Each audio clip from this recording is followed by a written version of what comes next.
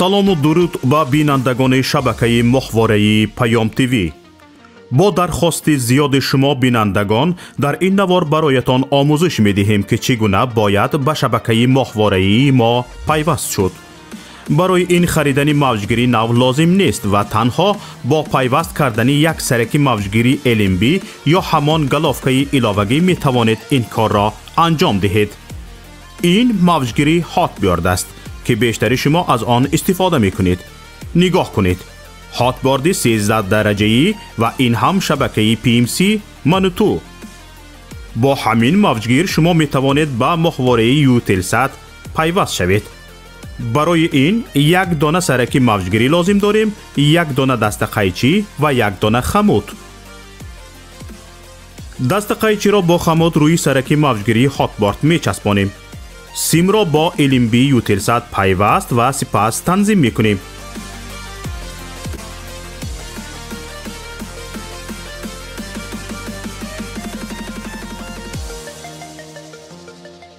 این هم ماهواره یوتلسات و این شبکه منوتو که در اولین مقام پیدا شد و حالا ما آن را تنظیم می کنیم.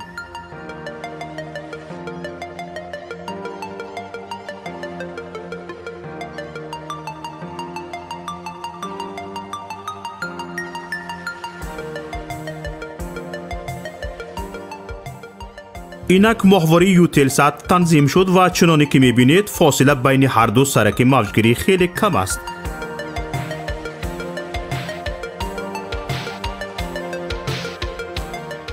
اکنون می توانید با جستجو در این ماهواره شبکه پیام تیوی را هم پیدا کنید. چنانی که مشاهده کردید زحمت زیاد صرف نشد و پیوستنش هم بسیار آسان است. اکنون که یاد گرفتید هر یک از شما می توانید از تجربه پیوستن به شبکه ما یک نوار ثبت نمایید و به ما ارسال کنید. بهترین نوار به جای این نوار ما همچون نوار آموزشی استفاده خواهد شد.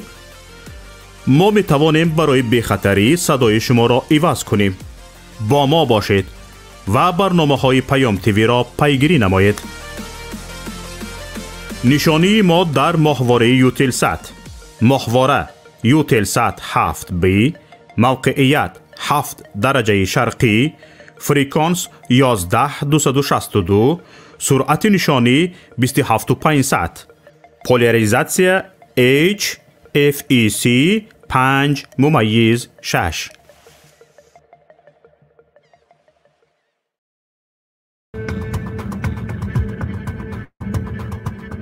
برنامه سیاسی و تحلیلی دیدگاه.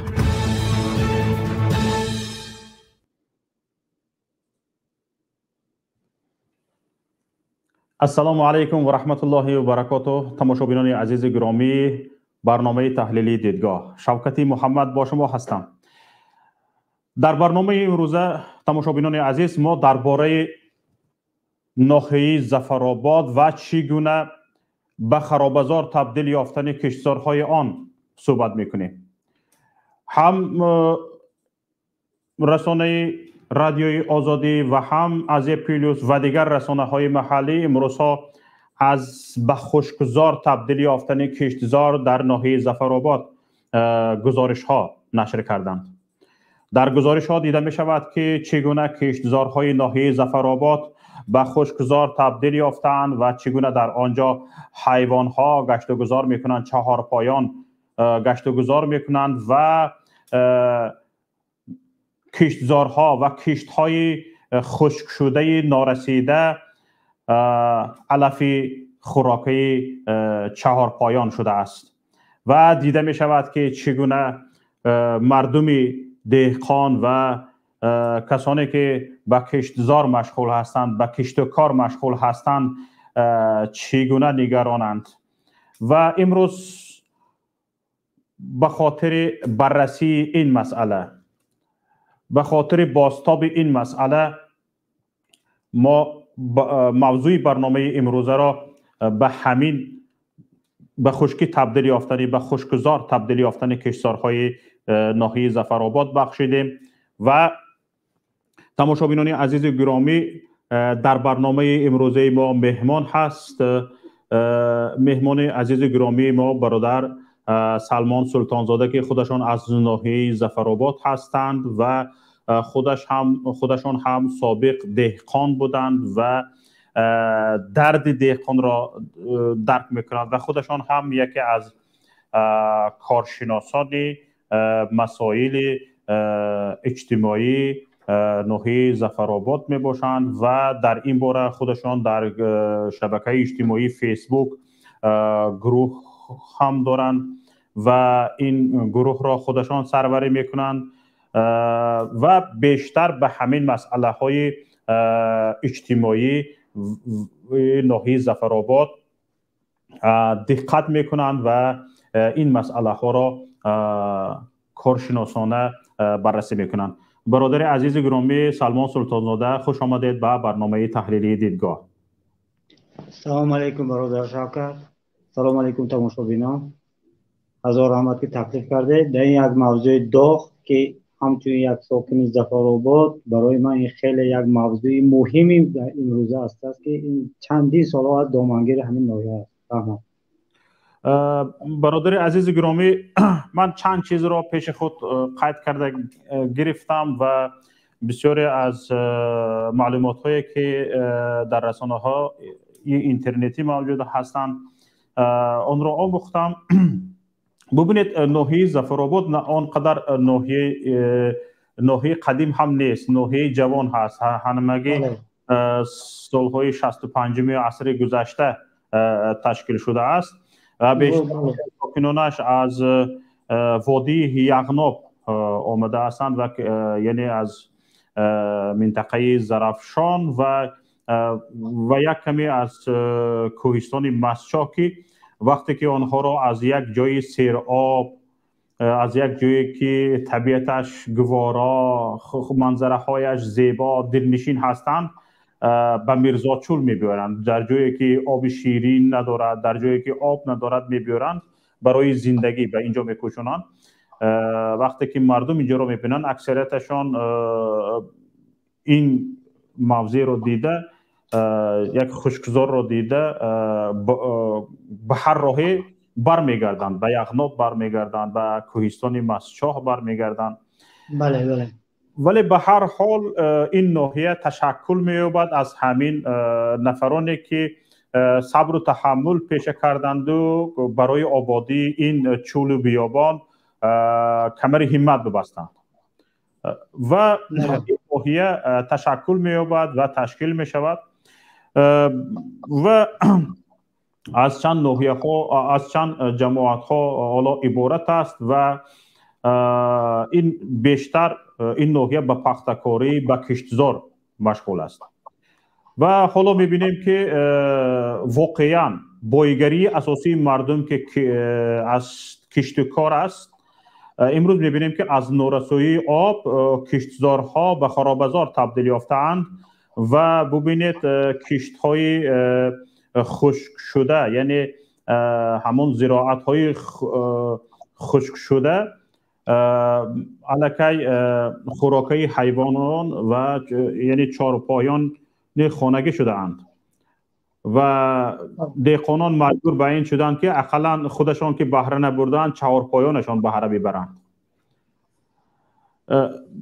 می گفتید که چرا سالهای آخرهای سال 2019 میشنیدیم که حکومت ولایت سوغد به این چیز بسیار غمخواری نشان داده است. قبورها، کانالها و سرگه آب تعمیر شده است، ترمیم شده است و به این میلیون ها سومانی مصرف شده است و امروز میشنویم که میگویند که سبب اساسی آب نرسیدن این خراب بودن همون کانال های سرگه آب می باشد.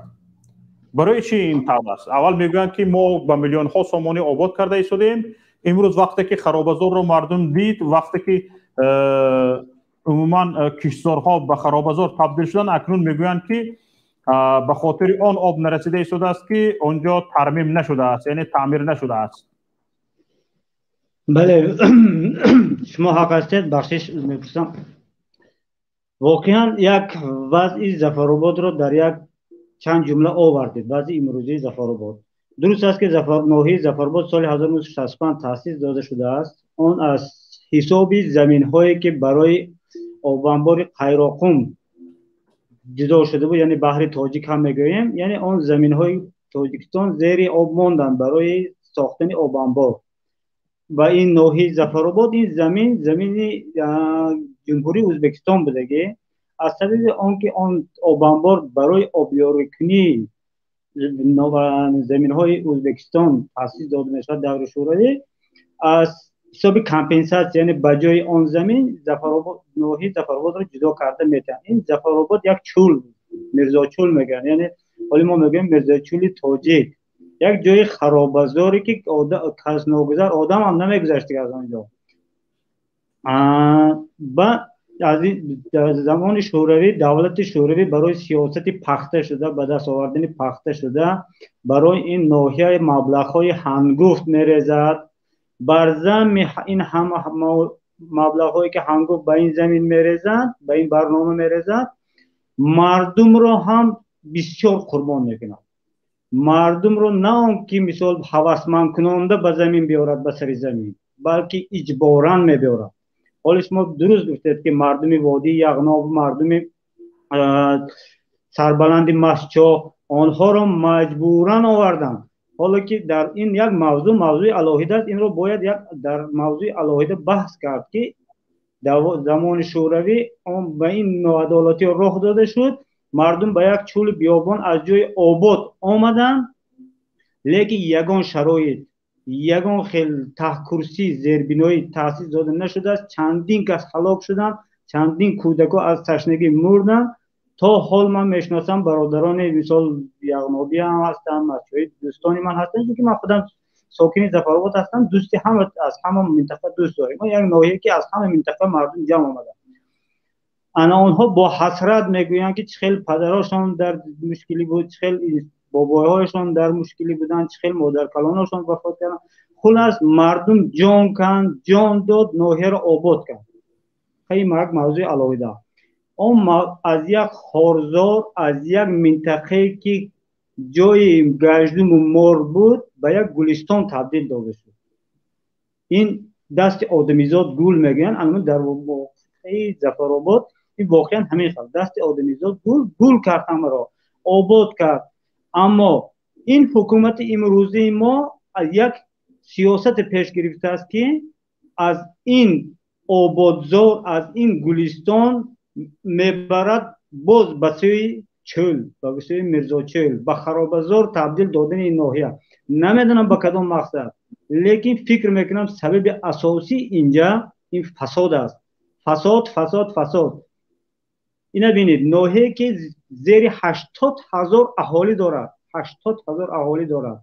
با درست است که با راه سنی آبیاری کرده می شود، از پایگاه های آبکشی آب گرفته، یعنی با راه تکنیکی آب رسانده می شود. اما مبلغ گذاری حالا که از سمت جمهوری دیده نمی شود، اما مبلغ گذاری از ولایت هر سال مبلغ گذاری چی میگوید راپورت میتونن که امسال ما 2 میلیون سومانی صرف کردیم، 1.5 میلیون سومانی صرف کردیم، اما رزولتات نتیجه صفر. به مردم آب نمیرسد، دهقان در عذاب است. یگانه سبب اینجا فساد است. فساد باز تکرار میکنم فساد. من مکانیزم فساد را میگم به شما. وقتی که بودجت این ولایت برای ناحیه مبلغ جدا میکند، اون مبلغ پوره به ناحیه نمیرسد، پوره ثمرناک استفاده بردن نمیشود. اون مبلغ را حقش را ولایت میگیرد، حقش را رئیس ناحیه میگیرد، رئیس ولایت میگیرد، بین همونها تقسیم میشد. شاید 50% یا 40% به اون نساس صرف میشود، یعنی به اون پایگاه آبکشی. یعنی در نتیجه مبلغ جدا شده غیر مقصدناک استفاده میشود. بله همین خیلی دزدی میشود. ما شما به یک مثال میگم. ناحیه زفرآباد را مردم خود زفرآباد میگن که اینجا ترامپلین است. ترامپلین نمیدونیدن، برای که بالای آب پریدن بالای ترامپلین میزنن بالای آب میپرن، یعنی دورتر. ناحیه زفرآباد را مردم خود ساکنان زفرآباد میگن که ترامپلین است. برای منصبداران رئیسان ناحیه، برای چی؟ تمام رئیسان ناحیه که آمدن از دیگر منطقه باشد، خود از منطقه خودی همین زفرآباد باشد، آمدن رئیسی کردن 4 سال یا 5 سال یا 6 سال، بعد مبلغ جمع کردن، بعد شدن وزیر، بعد شدن رئیس ولایت، بعد دیگر. من مثالای عادیش میبرم. عبدالرحمن قادری مبلغ‌های بلندتر را میشد که از حساب مبلغ‌هایی که جدا شده از به ناحیه جمع کرد و منصب‌های بلندتر رو خرید. بله بله بله بله انا میخوام، یعنی جای پولشویی از زفرآباد، جای پولشویی، یعنی که همه چیز به نام خلق اما به کام رئیس. ببینید زمین هایی که دهقانان امروز کشت کردند، دهقانان میگویند که همون زمین ها در حجت زمین های آبی ثبت شدند. بله زمین های آبی از زمین های للمی اندازشان بلندتر است. بله اما میگویند که مدت 5 سال است این زمین های ما آب رو ندیده است، فقط ما رو به سوی رحم خدا هستیم و امید داریم باران میبارد. بله میگو که زمین آبی رو میسپرند. بله واقعا، یعنی هم تشنه میمونند دهقانه، هم در بالاش چرمق میشکنند. چی میگوید؟ هم برای چیز دهقان زمین آبی را زمین للمی استفاده میبرد، در دستش زمین حجت زمین آبی است، انداز زمین آبی میسپرد، در حالی که آب نمیدهد و وقتی که آب نمیدهد زمینش حاصل دلخواه را نمیدهد. به این صدای ندارد اکثریت دهقانان، فقط یک ایده معین در این باره شکایت کردن تا جان به لبشان آمده است. این سببش یک چیز است. ناحیه زفرآباد با چخیل که گفتیم از پایگاه آب میگیرد، با واسطه 2 کانال 2 شاخه آب میرسد، یعنی درازی این کانال 67 کیلومتر است، یعنی از سرگاه تا آخر. خب اکنون 5 جماعت باشد ناحیه زفرآباد. جماعت آخران که در پایان آب جماعت جامی نام دارد، بخشش جماعت روشن نام دارد. اون جماعت با اون جماعت آب نمیرسد، یعنی که جماعت های بالایی، یعنی زمین های بالا سری آب، اونها آب را میگیرند و به پایان نمیرسد. به پایان نرسیدن سبب دارد. سببش که یکمش آب سری وقت به مقدار معین کرده شده، یعنی که چخیل که زمان شوروی همین پروژه همین طرح ساخته شده است، یعنی همین روز مثال از همین روز 1 مای سر کرده تا فرضاً 30 آگوست آب باید کنده نشود، یک خیل جاری شود، همین قدر مقدار، همین خیل. انا این وقتی که برق را میکشند، آب را کم میکنند، یگان جز مثال صدمه میشود در پایگاه، یعنی که آب نمی بیاید، آب با کانال جاری نمی شود، این توازن ویران می شود. یعنی فرضاً دهقانی که بالای آب 1 هفته پیش آب گرفته بود، بعد از آب گرفتنش آب خوش شد، با پایان آب نرفت، با زمین های پایانی آب نرفت، لیکن بعد از 1 هفته کانال پایگاه باز با کار آغاز کرد، آب آمد، اما دهقانی که در سری آب است، او باز زمین از آب طلب است، او در سری آب است، او باز آب رو میگیرد، باز به پایان آب نمیرود. یعنی بالانسراف که موازنت ویران که شد، یک بار انمی دوام میتد. حالی حکومت چیکار کرده است؟ یعنی نوبت کرده است، گویا که 3 روز بالا آب میگیرد و 3 روز پایان، و در این حالت هم می شود که وقتی که 3 روز بالا آب میگیرد و 3 روز نوبت پایان میبیاد، یا صدمه میشد، یا برق نمیشد، یا یگان حادثه روی میدهد که پایان آب نمیگیرد، میشه جنجال. مردم میبینن پیش حکومت، پیش اگروپروم طلب میکنن، او مسلمان، او مسئول، او رئیس، تو به حال ما رو به چشم خودت میبینی. یعنی همین روزه رئیس ناحیه زفرآباد محترم اشورزاده، او خود کادر همین محله است، کادر همین ناحیه است، او اگرونوم است، هر یک وجب زمین زفرآباد را خوب میداند. در نصف شب از خوابش بیدار کرد، پرسید که میداند که در کدام منطقه چخیلی زمین است، چخیل حاصل میدهد. اما او از عهده کار نمیبراید. برای چی؟ چون زبان کوتاه است. زبان نمیتواند دعوا کند که رئیس های بالای مردم تشنه، زمین تشنه است، به درد این مردم رسید گفتن نمیتواند. همین است سبب. فهمو برادر عزیز، سوالو به ما از ناحیه ظفرآباد یک چند نوار گسیل کردن. حالا یکیش را همراه تماشا میکنیم، بعد برنامه را ادامه میدهیم. خب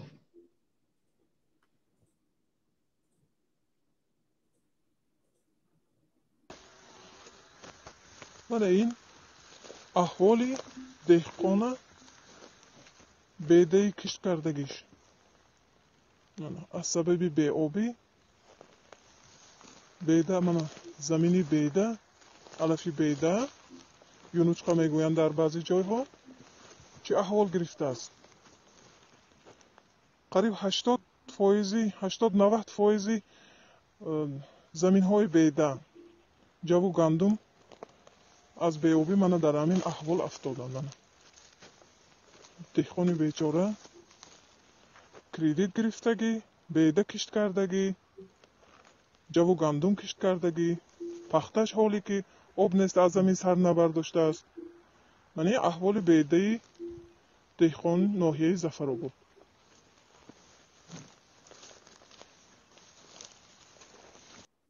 بعد گرفت من همه چی از بی‌آبی قریب که نابود شد. اقلا باران نبارید که کمتر مدد شود. سالهای پیش اقلا کمتر باران میبارید، تا ماه مای با باران کشتی دهقان کمتر حال میگرفت. امسال که نه باران بارید، آب دیر آمد، آب تماما دیر آمد. من احوال زمینی دهقان.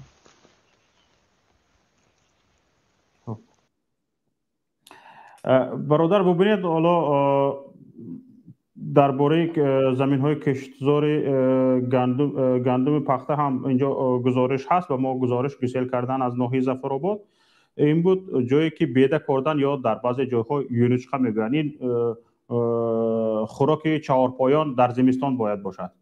حالا در این زمستان چرا ما این نوار را نشان دادیم؟ برای اینکه در این زمستان نه فقط مردم از گندم و از دیگر خوراک و سبزوات یعنی زراعت محروم میمانند، بلکه این نشان میدهد که چهارپایان نیز امسال گرسنه میمانند، چون الکی خوراک چهارپا به خرابزار تبدیل یافته است و الکی خوراک چهارپا جمع کرده نمی شود. ببینید، من اینجا شما به یک چیز اشاره کردید، به سرگه آب. به سرگه آب مردم از آن نگران هستند که میگویند که خوجین های سرگه آب نمیمونند که آب پایانتر بیاید. یعنی این خوجین های سرگه آب کی هستند؟ یعنی در سرگه خوجین وجود داره؟ اینو ببینید، حالا همین نواری که حاضر نشان دادید گفته شده است که از جماعت مهنت آباد. این جماعت مهنت آباد این یک از جماعت های سرگه هست. یعنی اول میباید جماعت جامع، بعد این جماعت مهنت آباد. یعنی این از سرگه هست. یعنی از این نوار معلوم میشود که ناحیه ظفرآباد در تمام منطقهش یک خیل است. وقتی که در مهنت آباد آب نشد و زراعت نشونما نیافت، این در جماعت ظفرآباد، در جماعت مثال حمید علیف، در جماعت روشن، یعنی این جماعتی که بعداً می آیند، در اینجا عموما هیچ چیز نیست. اینا ببینید، این این یک معما هست. این به گفت روسو کاتاستروفه. بله، کاتاستروفی گومانیتری است. ایرا باید که حکومت به این چیز دقت کنه. زیر 80,000 اهالی 70% با دهقانی مشغول است، با چربه‌داری مشغول است. خب الان این زیاده از 30,000 گکتار زمین کشت دارد و قدرت مثال تا 30,000 تن پخته، نرخ پخته یعنی استحصال پختش خیلی بلند است.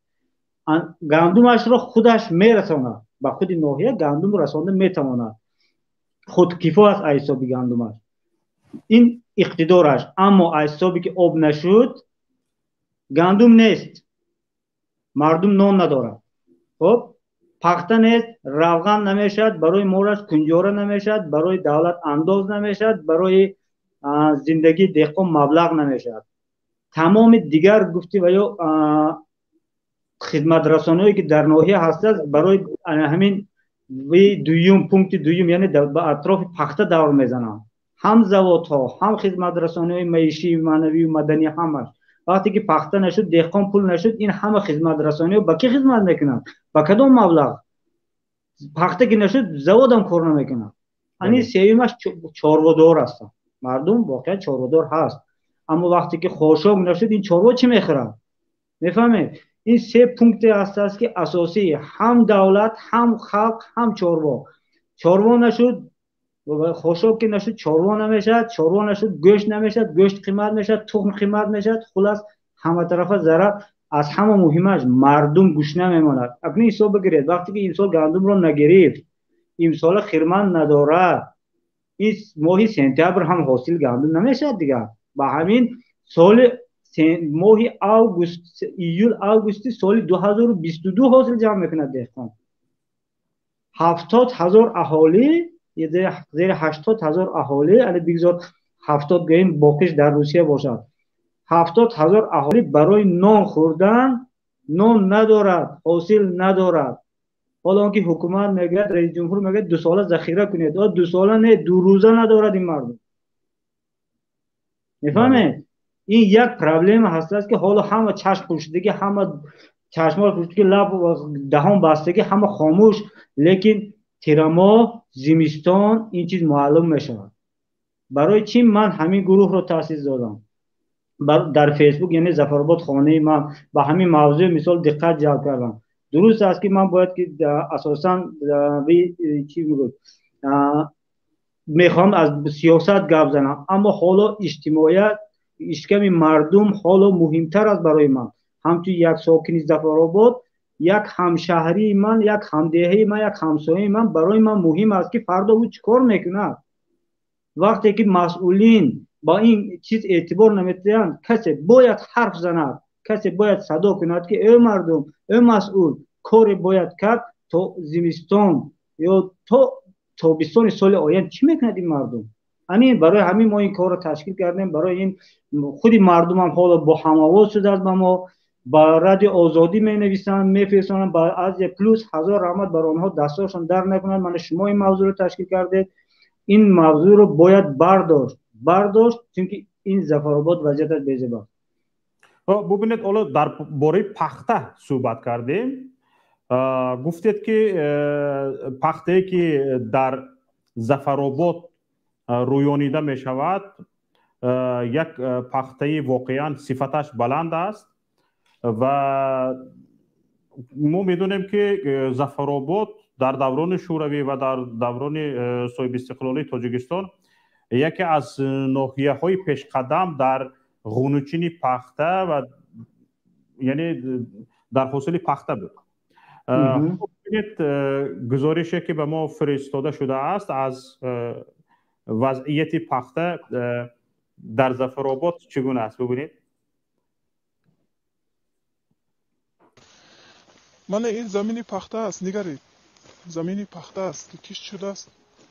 نه از سببی دیر آمدن آب پخته نو سر از زمین میبردارد. بعضی خواجگی هایی که حرکت کردند و کمتر بر وقتتر یک هفته پیشتر آب گرفتن، کمتر پخته قطار شدگی.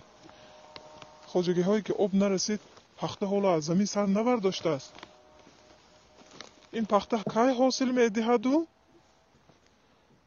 کی غن می شود؟ حاصل این را کی غن میکنند؟ یعنی که زمستان داره میکوبد آن حالت به. بعد نرخ چنیش پخته که 2 برابر شد، دهقان بیچاره دود میکند.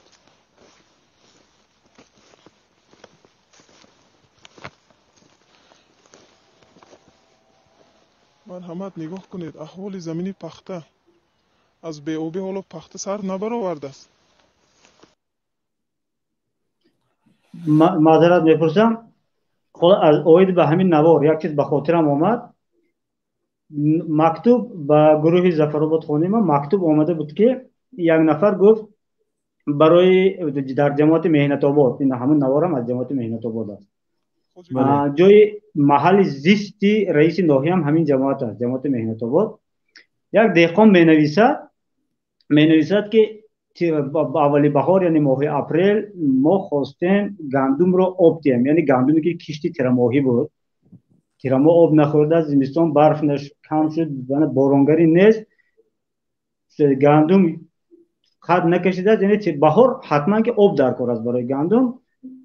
آب در کانال نبوده است، خیلی شده است در کانال آب آمده است. او دهقان میگوید که ما سری آب برآمدیم تا آب گیریم که پسر رئیس ناحیه آمد گفته است که نه، این من تلفن کردم به رئیس آب، به رئیس کانال که او آب سر داد، چون من چیگیت کاریده هستم، کیلوی چیگیت ل 45 سومانی خریدم و راه نمیدهم که چیگیت 45 سومانی من زیر زمین پوسد و شما آب گیرید. با این راه نمیدهم، یعنی اول من آب میگیرم بعد تو دهقان. این واقعیت است، چون که بعد از این به من از چند از دوستان از مقامات تماس برآمده گفتم که برای چی بچه رئیس این خیلی گفتی و آخر بچه رئیس است. میفهمید تفکر؟ یعنی بچه رئیس ناحیه معاون کمیته اجرایی حزب خلقی دموکراتی تاجیکستان در ناحیه ظفرآباد. خیلی که رئیسش هست بچه‌ش پرورش میکنه. ولی رئیسای ناحیه هم بچهای خودشون هم خیلی پرورش کردن. بچه رئیس کلان گنرال شود، رئیس مجلس شود، رئیس بچه رئیس ناحیه منصب نگیرد. این یک تفکر عجیب پیدا کردن این مقامداران ما. میگه تو برای چی بچه رئیس خیلی گفتی؟ آخر بچه رئیس است. بچه گفتم چی خیلی باید فهمیم ما بچه رئیس گوهر از آسمان فراموندگی است. اینا تصور میکنن که این رئیسان از آسمان چکیدگی است. بله باور کنید. اینا با یک مفکوره، با یک تفکر مردم رو اداره میکنن، گویا که مردم خدمتگار این رئیسان باشن، گویا که مردم زبان کوتاه باشد پیش رئیس. دهقان یعنی که بچه رئیس 45 سوم پول یافته است، با کیلوی چیگیت خریده است، با یک زنگ تلفن یک نسوسی که عموما کار نمیکند و ویران و فرسوده است کار بمیدارد، کانال 67 کیلومتر با آب میفرستاند برای یک تلفنی بچه رئیس. 67 کیلومتر آب میبیاید؟ آب میبیاید، تمام جمهوری در اطراف این دور میزند محور بچه رئیس.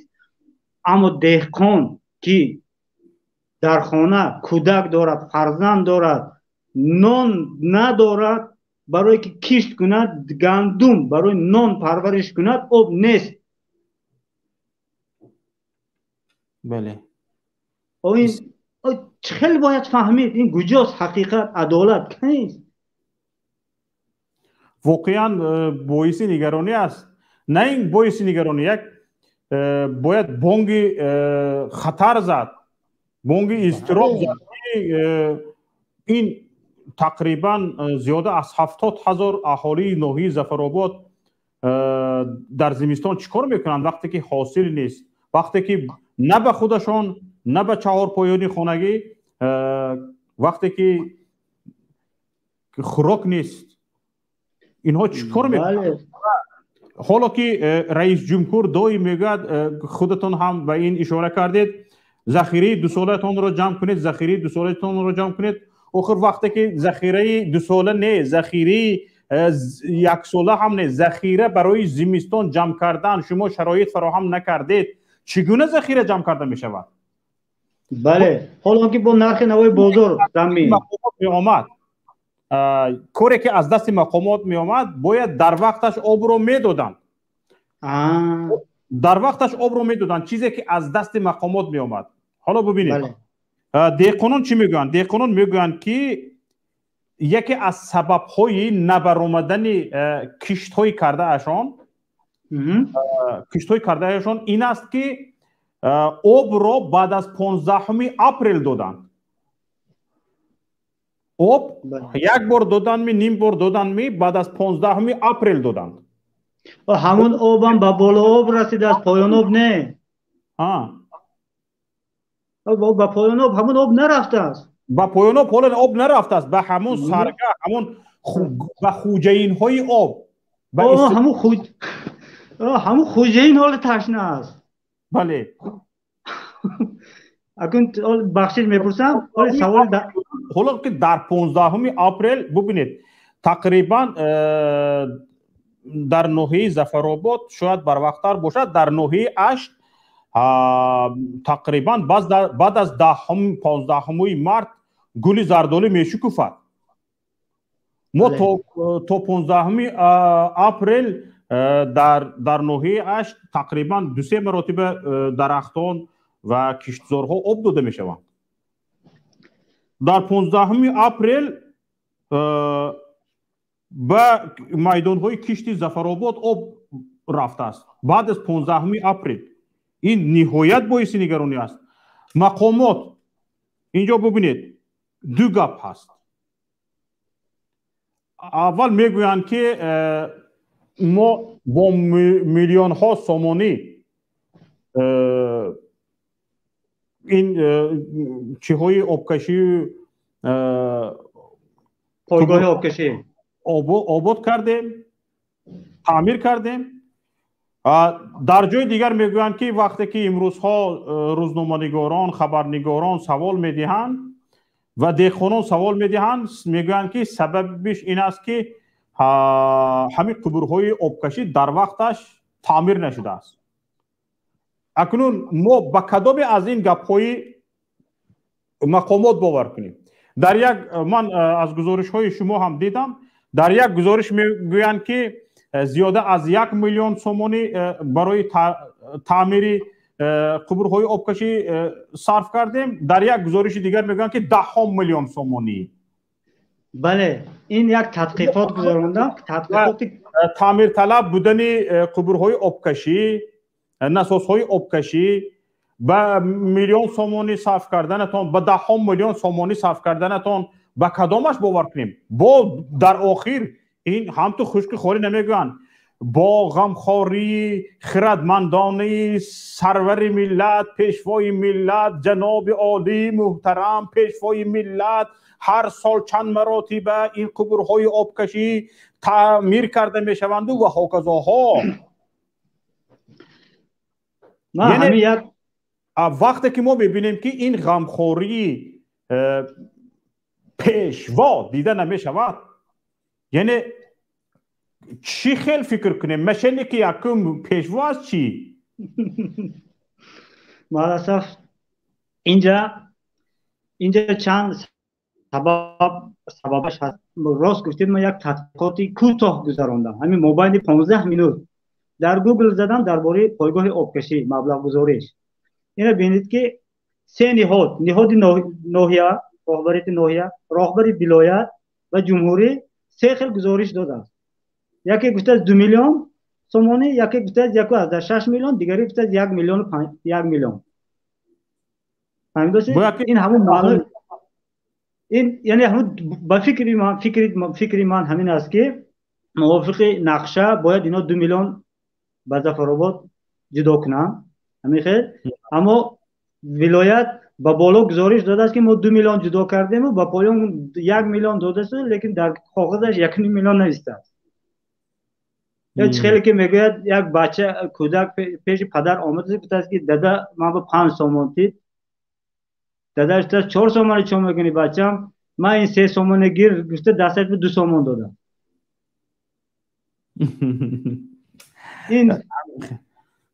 این راهبرای کشوری ما حالا چنین تاکتیک دارن. این سبب دیگریش من فکر میکنم که برای چی مسئله حل خودش را نمییابد، چون مقامات محلی یعنی رئیسان ناحیه، مسئولان ناحیه این проблема гап задан метарсанд, ба боло чизе гуфтан метарсанд. Сабабаш ҳамин аст. از کی؟ از چی میترسن؟ شاید از وظیفه پریدن یا از زبانشون کوتاه است در یگان چیز. اینجا یک چیز هست ببینید، شاید همین پول از بودجه جدا نشده باشد، از بودجه جدا نشده است، شاید تا ولایت تا ناحیه آمده نرسیده باشد. مثل که آب تا پایان آب نمیاد که این پول هم همه خیلی کن. مثلا اگه خیلی که سرگاه آب چی میگوید؟ سرگاه پایگاه آبکشی، من اینجا ما کردم اوندا پایگاه آبکشی، همه پایگاه شاید پایگاهی پول جدا کنی شاید ویران باشه. بله بله. تا ناحیه آب اومده نمیرسد. بله. نمیرسد مبلغ.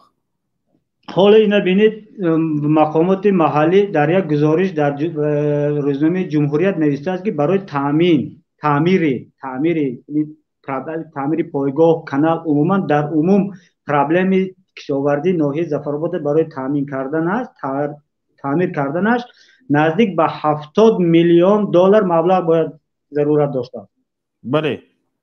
70 میلیون دلار مبلغ ضرورت داشته و این را چند سال است که به حکومت پیش مثال این لایحه را درخواست فرستاده بوده هستند و رئیس حکومت یعنی امام علی رحمان این را تصدیق کرده، اما پول نیست، در انتظار سرمایه گذار. من حضور این رو هم من قید کرده گرفتم، گفتن که برای بازسازی پایگاه آبکشی ناحیه ظفرآباد باید تصمیم داریم 60 میلیون دلار جدا شود. اینجا 60، من 68 خوانده بودم. من اینجا 60 میلیون دلار گفتم جدا شود. اکنون شما ببینید 60 میلیون دلار پول کم نه. اینها هر سال با 1 میلیون 2 میلیون سومانی دلار نه، با 1 میلیون 2 میلیون سومانی تعمیر کرده ایستاده بودن، بازسازی کرده ایستاده بودن. حالا ببینید 60 میلیون دلار چخیل میشده باشه. این هم آبولوی میشه.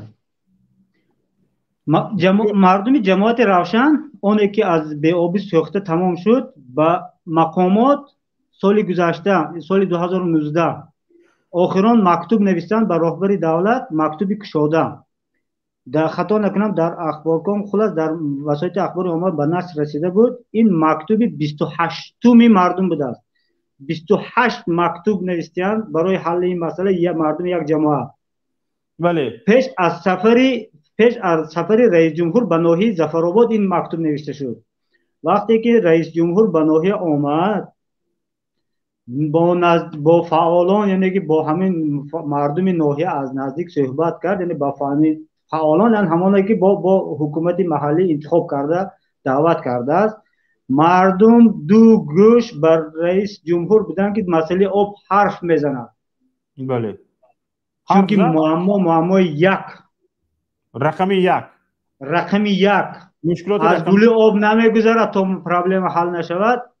دهان تشنه، کام تشنه، آب نیست. رئیس جمهور لکسه خواند، از این طرف گپ زد، اول طرف گپ زد. من آن کردم به شما، من اینا من هم تو کرد. مردم به 5 نفر یک درباره من گپ زنید کنی منه. با خیستن چند چاپلوس خیستن جامعه پوشاندن، او هم جامعه را پوشید گویا که یک امیر عالم خان باشد از ارک بخارا، گویا که در ارک بخارا راه ایستاده در منبر ایستاده. مردم 70,000 تشنه که خارزار و بیابانزار آباد کرده است. این درباره کدام حرفا گپ زد؟ رئیس جمهور مردمت گشنه تشنه، تو کجا را نگاه میکنی؟ چپان زرین در تنت زهرت شود، تو چه از گلید آب گذشت وقتی که مردم تشنه است؟ ظفرآباد آمدی برای چی آمدی؟ بله برای چامه پوشتن. باور کنید من همروز خبرها رو خوانده در دهشت میشدم. مشکلات رقم یکی مردم تو حرف گفتن نداری، ظفرآباد آمده چی علف میخوری؟ باور کنید همین خیلی علم هم کرد. اون نخود یک راهبر من با این راهبر مثل راهبر هم نمیشناسم، اعتراف هم نمیکنم، من به خالص میگم. اما اون مردم در آنجا اون انسان های هستن که با چشم امید به اون نگاه میکنن، با چشم امید به اون نگاه میکنن که همین آدم آمد به گفت خداشون که نجات بخش سیاره آمد حالی پرابلم ظفرآباد رو حل میکنه. اما او چیکار کرد؟ هیچ چیز. میبخشد مثال همین بعضی تماشابینانی که شاید طرفدار رحمان هستند، حکومتی ها بخشش میپرسن مثال به عزت نفس کسی رسیدن نمیخواهم. او یک انسان وقتی که در حق شما فکر نمیکند، شما چقدر اینقدر چاپلوسی میکنید؟ او همون مردم میتونید با یک سخن، با یک کلمه میتونید پرابلم شما رو حل کنند. او برای یک پارلمان، بینای پارلمانی نو که 63 درآمد میبخشید بیکار خوجه میشنه، 200 میلیون دلار قرض یافته در چین. بله درست؟ بنا به نهایت خوب بود، سیمایش هم خوب بود، داخلش هم خوب بود، همش خوب بود. 100 سال دیگه 200 میلیون دلار یافته برای 63 نفر. او اینجا 70,000 نفر است. 70,000 نفر 60 میلیون پول میبرفته است. دوام 10 سال مردم آب نمیبیند، قرضدار است، دهقان قرضدار است. بسیار یک وضعیت وخیم است. آخه هیچ خیلی گپ میزنیم در این حالت. بله برادر سلمان سلطان زاده، اینجا من یک معلومات دریافت کردم که زمین‌های استرافشان و دیواشتیش هم از همین پایگاه آب می‌خوردند. بله بله بله واقعا همین هر خیلی هست. از زمین‌های بلکه استرافشان دیواشتیش هم از این زمین، از این پایگاه‌های آبکشی استفاده می‌برند. بله این درست است، این درست است. نه همه زمین‌های دیواشتیچو استرافشان، چون که با زمین‌هایی که در سرحد ظفرآباد قرار دارند، یعنی همسایه هستند، این پایگاه با اونجا آب میرسد. این زمین‌ها با خیلی که در سرگاه قرار دارند و تا امروز هیچ وقت نشده است که مردم دیواشتی، یعنی زمین‌های دیواشتی یا زمین‌های استرافشان که از آب پایگاه ظفرآباد آب میخورد، این قرار حکومت از باید تامین کند، یعنی تامین بگیرد. یگان من در اینجا نه تنها ناحیه ظفرآباد بلکه قسمی از دو ناحیه دیگر هم واقعا از کمبودی آب رنج میبرند. حالا اینجا راست که من اوید رنج بردن این زمین ها نشنیدم اکوشاکت. برای چی؟ چون که شاید اینا از سراب که قرار دارن، اونها رئیس دارن، استرافشان رئیس دارد، دیواشتیج رئیس دارد، فرزان حاضر وزیر کشاورزی سلیمان زیازاده خطا نکنم، خلاص آدم رئیس دیواشتیج بودن، پیش از این رئیس ظفرآباد بودن. آنها میدانند که دیواشتیج به آب نمیماند، تامین میکنند، استرافشان رو هم تامین میکنند. این قرار حکومت است. این باید که مثال زمینات در بالانس همین کانال، یعنی که باید تامیناتش و با عهده همین پایگاه هست و وظیفهشون اجرا میکنند، یعنی برای مردم خود ناهوده برا هستند. ببینید حالا امسال بسیار کارشناسان ساحه پخته بر این نظرند که شاید نرخ پخته بالا رود. بله بله من اینم سببش خواندم. پیشتر نگران، پیشتر سالهای پیشین سال به سال بعد از همون سالهای 2010 هم، بعد سال 2010 وقتی که یک بار نرخ پخته بلند شد، وقتی نرخ پخته بلند شد همه به پخته کاری شروع کردن، لیکن باز نرخ پخته پایان فرامد. حالا باشد بسیاری از کارشناسان میگویند که کارشناسان ساحه پخته میگویند که این سال وابسته به کشور چین شاید نرخ پخته بالا رود. بله اما کشتارهای پخته تاجیکستان به خرابازار تبدیل یافته شدند. مگر کارشناسان این ساحه نهاد ساحه کشاورزی تاجیکستان این چیزها رو پیش بینی نمی‌کردند؟ برای چی وقتی که شما دنیا رو نظاره میکنید، وقتی که شما در زمین های تاجیکستان زمین پخته دارید، نرخ های جهانی را مگر نظارت نمی کنید؟ وقتی که نرخ های جهانی گفته ایستادن، کارشناسان جهانی گفته ایستادن که نرخ پخته بالا می رود، برای چی با کشورهای پخته شما غمخوری کرده نمی توانید؟ نه دوست بودنتون تعیین است، نه دشمن بودنتون به ملت تعیین است. نرخ پخته ارزان میشد، ارزان شده رفتن میگرفت، شما به مردم فرمان میدادید که پخته کنید، پخته کنید. و وقتی که حاضر نرخ پخته امسال کارشناسان میگویند که نرخ پخته بالا میرود، شما زمین های کشت پخته را به خرابازار تبدیل میدید، به دهقان حق نمیدهید که این زمین ها را آبیاری کند.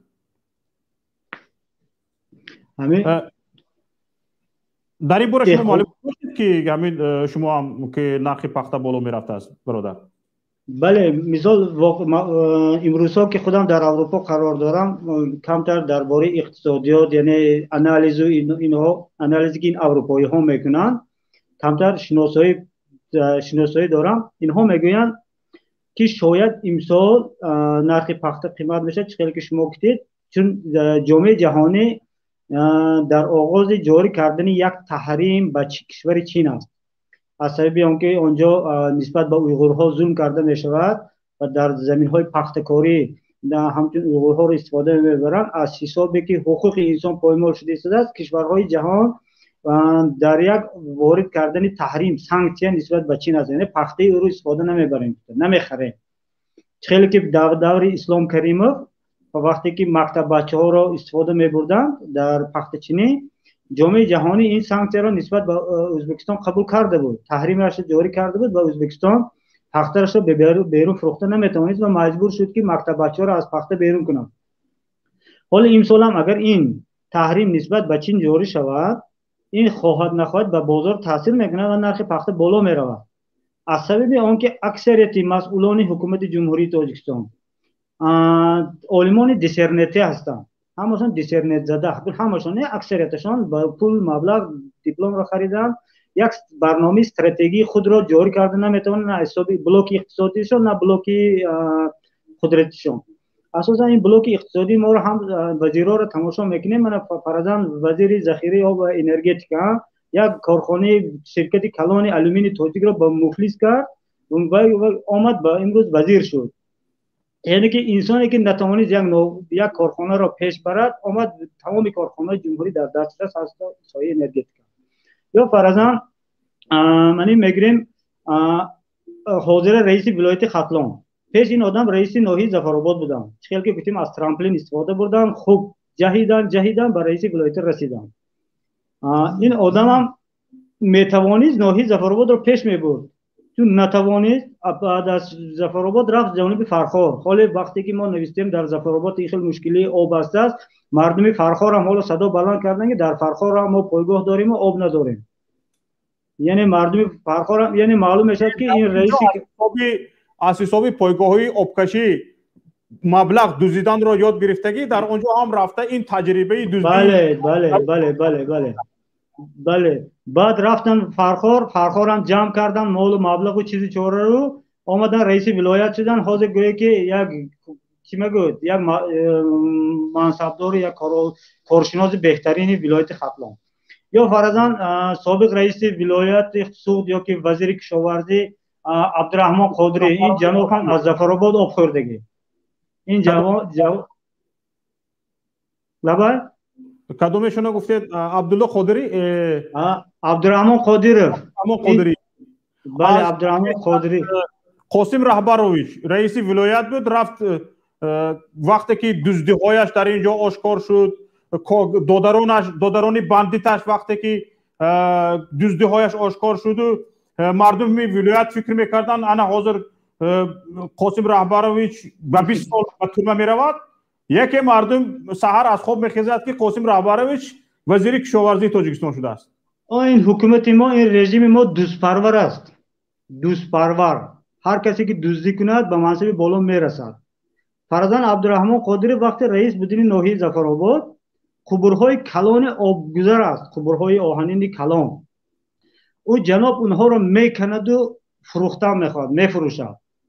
همینه، یعنی که وقتی که از این مردم خبردار میشن خیلی یک جرأت بوده است، چی بوده است، موسفیدا با زحمت های پدر و بابایشان دلشان سوخته است، از نصف راه رفته و کمرزایی که قبرهای دزدی عبدالرحمن قادری رو از ناحیه ظفرآباد بیرون میکردن میدارن و ماشین رو من میکنن. عبدالرحمن قادری مجبور میشد که از این کار، یعنی که خاکپوش کند کار رو. این قبرها در ناحیه ظفرآباد قبرهایی که در زمین بودند و کنده شدند و با ماشین بار کرده شده بیرون از سرحد ظفرآباد میخواستن بیرون شوند، یعنی از حدود ظفرآباد باز گردانده شدن باز به خود ظفرآباد.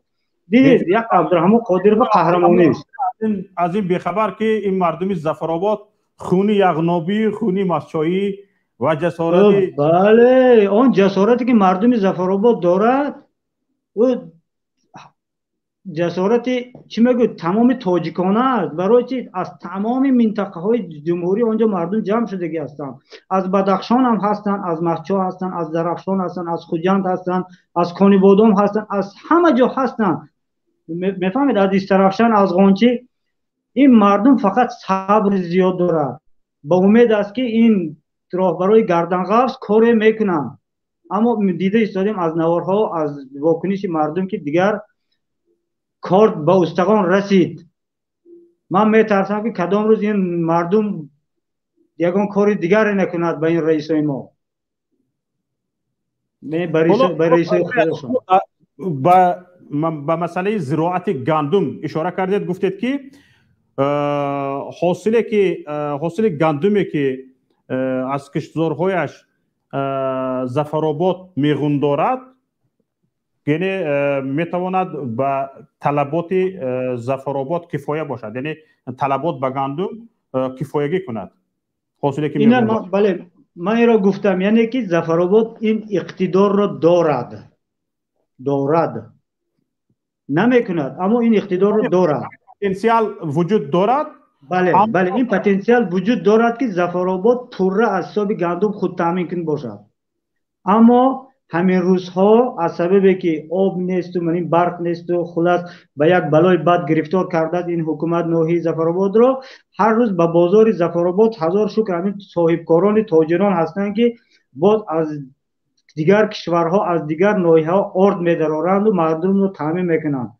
باید این رئیسان ناحیه پای آن صاحبکاران رو بوسه کند، دستاشان رو بوسه کند که مردم آنها رو همین صاحبکارا بعد نان و آرد تامین میکنند. وگرنه این هم میبینیم که وضعیت کشتارهای گندم در ظفرآباد چگونه است. خب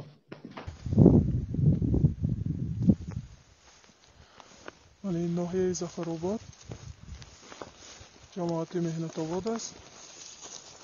میگرید که از بی آبی قد گندم یک وجب است و در حالت خشکشوی است. تمام سر گندم کوک شدگی از بی آبی.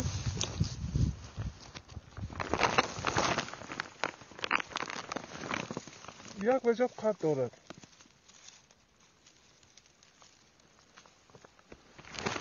قریب که تمام گندم های ناحیه ظفرآباد، جو گندم ها به همین احوال گرفتار شدن از بی آبی. طول 4 سال می شود که احوال ظفرآباد نمیخیر.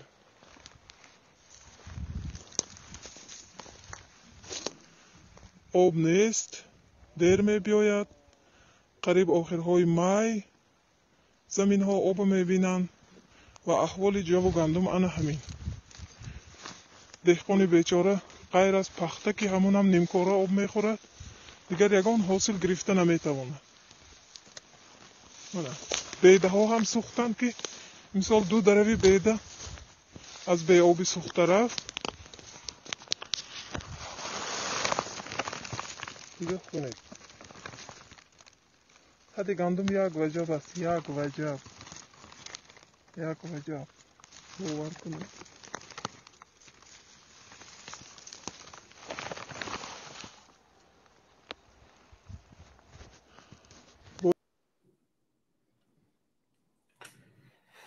ببینید این نفری که این گزارش رو به ما فرستاده است میگوید 4 سال میشود که احوال همین است. 4 سال میشود، 1 سال نه. خیر میشد مثلا میگفتیم که درست خیر فرصت نشد که پایگاه تعمیر شود، میتوانستیم بگوییم که خیر سال آینده تا سال آینده درست میکنن. اینها الکی سال این میگوید 4 سال باز ما آب رو ندیدیم. شما میگوید مهنت آباد یکی از جماعت های است که در سرگاه آب قرار داره. حکومت ولایت سوخت میگوید در آخر سال 2019 میگوید که حکومت ولایت سوخت ما با میلیون ها سامانی، با 10 میلیون سامانی پایگاه آبکشی ظفرآباد رو تعمیر کردیم. اینها میگویند الکی، لیکن این میگوید که 4 سال شد ما آب رو ندیدیم. بله. همین گونه اینها. حالا برادر عزیز سلمان به ما یک نفر دیگر با نام سلیم پیوستند. حالا ببینید اینها چگونه همون مردم 70,000 مردمی که دیده ایستاده است زمینش خشک است، زمینش به خرابزار تبدیل یافته ایستاده است، به چول بیابان تبدیل یافته ایستاده است، دیده ایستاده اید. در همین حالی که زمینش به چول بیابان تبدیل یافته ایستاده است، دیده ایستاده است، این نفر را میگوید که ما سال 2019 با مثلا میگوید که با میلیون ها سامانی پایگاه های آبکشی را تعمیر کردیم طبق سیاست های خردمندانه و پیشوای ملت. همه پایگاه ها و قبورهای آبکشی تعمیر شدند، مردم سیراب و شاداب شدند و هاکذاها. این گپ به همین تقریبا زیر 70,000 نفر مردم ظفرآباد گفته شده است که در حال زمین به این گونه چول بیابان تبدیل شده است. اینها همین حرف ها را چگونه شرم نداشته، اینها چگونه همین حرف ها را حیا نکرده گفته میتوانند با بر روی همین مردمی که زمینش به چول بیابان تبدیل یافته است. بله، اینا یک متدی خوب گرفتن که تعریف میکنن، با مردم فکر میکنند که واقعا در دیگر ناحیه‌ها در دیگر جاها وضعیت خیلی خوب است و یعنی فقط همین ناحیه ما است که کمتر پرابلم دارد، اما ناحیه اون مردم فکر میکنند که ها در ظفرآباد هم بهتر بوده است، ما در کمتر پرابلم داریم. در همون پیدا میشه معلوم میشه که همه جا پرابلم دارد، یگان جا خوب نیست است، خوب فقط در تلویزیون است. مثل انای لطیفه بود چی بود که یک کودک از پدرش میگه که پدرجان من میخوام در تاجیکستان زندگی کنم. پدرش میگه در بچم تو خودت در تاجیکستان زندگی داری بخشش ما در تاجیکستان زندگی داریم، ما شهروند تاجیکستان هستیم. گفت نیست از پدرجان میخوام در تاجیکستان که در تلویزیون نشون میده اونجا زندگی کنم. ببینید من فکر میکنم در ناحیه ظفرآباد طلبات مردم از حکومت نهایت کم است. این حق بله. به خاطر چی؟ بله. وقتی که من برای معلومات جمع کردن به سایت رسمی ناحیه ظفرآباد مقامات اجرایی حاکمیت دولتی ناحیه ظفرآباد وارد شدم، تقریبا آخرین خبرشان سنه 11 می گذاشته شدگی است. بله. سنه 11 واقعه های سرحد با قرقیز. ها امروز الکی چند روز شد، 17 روز شده است، یگان معلومات نیست. با وجود این به این معلومات هایی که مقامات اجرایی حاکمیت دولتی ناحیه ظفرآباد در سایت رسمیش نشر کرده است، اکثریتش به ناحیه ظفرآباد ربط ندارد. از دیگر رسانه های دولتی خصوصا از اگنتی دولتی اطلاعاتی تاجیکستان خاور بازنشر کردگی هستند و بعضی از رسانه های دیگری دولتی اینها بازنشر کردگی هستند. درباره خود ظفرآباد هیچ یک معلومات گفتم دزدند آخه دزدند همون مقاله را می دزدند در دیگر جا و همونش هم مقالش هم دزدند. درباره ناحیه ظفرآباد نمیتونی یک معلومات درست پیدا کنی. از این میبراید طلبات مردم از خود مقامداران کم است. من اینجا عذر خودی اشورزاده رجب روزی ها رئیس ناحیه حالا بله اشورزاده رجب روزی کلام کرده در یک پهلوی سایت رسمی مقامات اجرایی حاکمیت دولتی ناحیه ظفرآباد رسم خودش را مانده است. این رسم وقتی که سایت فعال نیست، وقتی که سایت نبضی یعنی چگونه زدن نبضی ناحیه ظفرآباد در اینجا دیده نمی شود. بله. فکر میکنی هیکل اشورزاده رجب روزی در اینجا باشد؟ بله. آدم زنده که 7 روز بدون نظارت نمیماند یک سایت رسمی مقاماتش رو. اینا بینیده تمام وسایل اخبار جمهوری مستقل نیم مستقل درباره ظفرآباد می نویسن. همین شب و روز. بله. در اینترنت موضوع ظفرآباد است. بعد از موضوع اسفره حالا موضوع ظفرآباد در چی برآمدگی است با سرخط خبرها. اما ناحیه خاموش. اینجا سه سببش من در گروه خود در تحلیل نوشتم که ما چند پیش این سایت را تنقید کرده بودم از سبب کاربریش. چون که گفتید از دیگر جاها از دیگر خبرها از دیگر جاها خبر میدوزد میماند درباره ناحیه هیچ گام نیست. با طرز حجت گذاری و معرفی کنی خودشان هم نگاه کنی اگر یک عجیب الغریب است. فرضاً رئیس دستگاه سال 2018 اخبار نوشتن که سال فوریه 2019 رئیس دستگاه شده است. یعنی یک سال پیش که آنها گویی که خبردار بودن که فلانه رئیس دستگاه میشه. بله. این کاشپیروفسکی دم میگیرد پیش اینا. این را تنقید کرده بودیم. بعد از این نمیدونم همین سبب شد چی سبب شد که از روز همون 11 تا این روز یا ناحیه عموما کار نمیکنه یگان مسئول یا خدای پرزیدنت و کی بود رئیس چی است بیگ صبوری موشنی بیزنس یا و اینترنت اینا را قطع کرد. سطح اینترنت شویتون گفته که مثال نمیتونن وارد سایت خودشان شوند یا مسئول سایت بزاپای رفتگی است. دیگر وریانت نیست. حالا برادر یک نفر با ما پیوسته است. نهایت وقتی که با شما گپ زنان کرده هستیم اقربکش هم به همون نزدیک شده است. یک نفر با ما همراه بودن با نام سلیم. آن کس را گوش کنیم خوب ببینیم چی گفتنی هستن. خب سلام علیکم آقای شفقت. و علیکم السلام. سلام علیکم برادر. سلام علیکم با مردم شریف تاجیکستان. من از ناحیه فرخور هستم و در فرخور هم عیناً چنین مثل همین ظفرآباد است. آب نمیرسد. محصولات های مردم الکی سوختن. حتی ما در دهه زندگی میکنیم. حتی مردم در ملت بعد از پاس خوردن اتحادیه شوروی 300 خواجگی آب نوشاکی ندارند. این مسئله ها تا هنوز حل چه نیفتاده و تمام همون سیستم آبیاری کننده لاتاکوی هستن، تروبه های هستن، نسوزات فرسوده شدن. عموما دهقان محصولات دهقان انا بسیار وضعیت مرکب است. نمیدونم آینده از چی میشود در تاجیکستان. همین خیلی وضعیت در فرخور همین خیلی احوال است. حالا وضعیت فرخور را برادر سلمان سلطانزاده یک کمی شرح دادن اگر فهمیده باشید. شخصانی با آنجا شخصانی با تجربه از ظفرآباد رفتگی هستند برای کشتزارها را به خراب بازار تبدیل دادن. بله درست میگوید.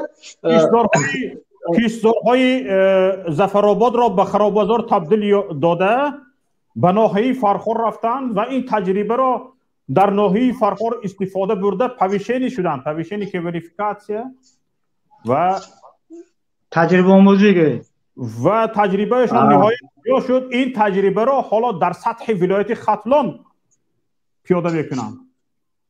شما گوید متخصص را با فرخور روی کردین؟ روی کردن؟ بله ما نه ما متخصص اینها جواب ببینید ما جواب دیدیم. ببینید این خنده ها این خنده ها درش گریه داره، درد خنده. من با شما رسوندنی بودم که وضع عیناً در فرخار همین است. من همین را گفتنی بودم، خواستم که با شما برسونم که وضعیت عیناً یعنی معلوم می شود که قربان چی بود نامش؟ رئیس ولایت ختلان؟ نمیدونم نامش. آخه رئیس به مردم نزدیک است که مردم او را بشناسه. رئیس ماشاءالله بهترین سخن گفته. اینا بینیدم. یعنی معلوم می شود که رئیس ولایت ختلان امروز رئیس ولایت ختلان برای آنکه ظفرآباد را خشکی کرد تونست فرخار را هم به خشکی تبدیل دهد با منصب بالاتر دادم.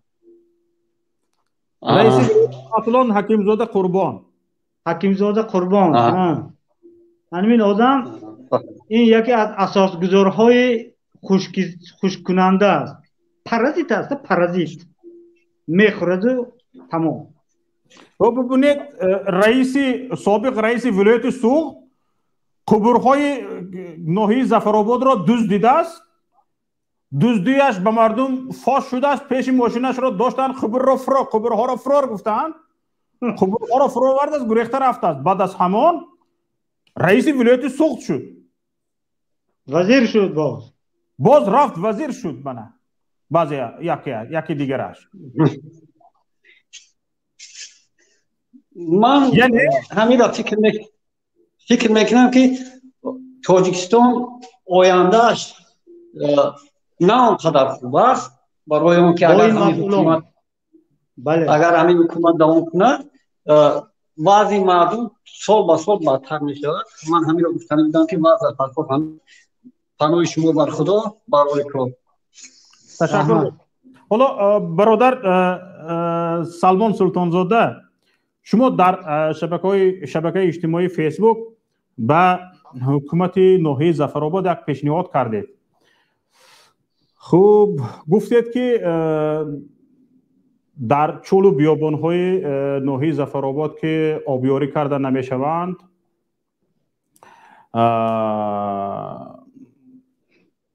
یک راه دیگر را جست، یعنی ساحه اسپند پروری را در میان گذاشت. این یک شوخی یک چیز بود، این لیکن تلخ است واقعا. واقعا چی میگن روسا، چی میگن у каждого шутка есть только доля шутки. Доля правды. Есть только доля шутки. Остальные все правда میگن. بله. در یک عکس دیدم که سابق رئیس ناحیه ظفرآباد میشد، با همون حاضر وزیر کشاورزی باز عصبی ظفرآباد. این مرد کم زمان رئیس جماعت بود، معاون رئیس جماعت بود، یعنی که از کلان سر کرده است. مرد راست باید حق گفت.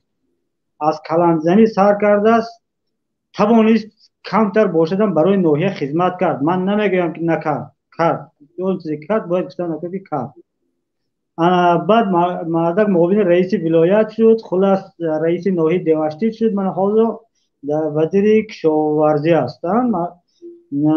در یک عکس دیدم، راستی گم نمیدونم در بنا بود، کمتر تاریکتر بود، پیشون خوشه گندم و این طرف به نظرم یا همین اسپند بود یا مستر بود، چیزی بود. در 20 دقیقه که در نمایشگاه تماشا میکردم، با من خود به خود شوخی کردم که شاید این وزیر نقشه کشیده ایستاده باشد که همین ظفرآباد اسپندزار کنه، چون اسپند در جای میرد که نه آب است و نه دیگر در یک چولو بیاد.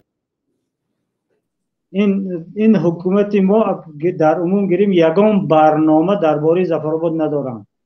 شاید داشته باشند در کاغذ، اما برنامه اراده که باید ظفرآباد را پیش برند و مردم را خلاص کنند و به منفیت ناحیه، به منفیت دولت و کشور باشد ندارن. به هر حال راه اندازی کردن نمیخواهند.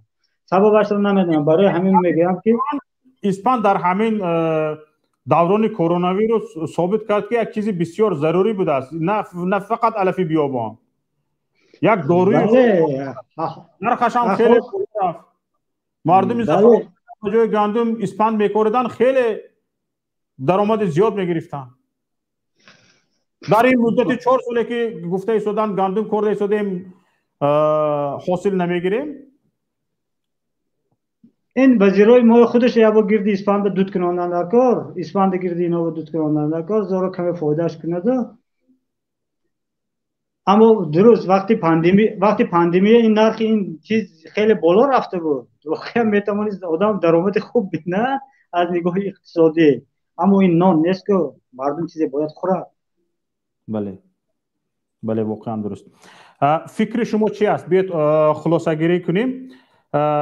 با فکر شما امروز چی باید کرد؟ ببینید رنگ این که ملت تاجیک، مردم تاجیکستان در بند یک بنده دزدها افتیدند. دیدید فقط دزدی می همین. ببینید طبق قانون تاجیکستان رئیس ناحیه را رئیس جمهور توصیه میکند، مجلس خوداداری محلی تصدیق میکند.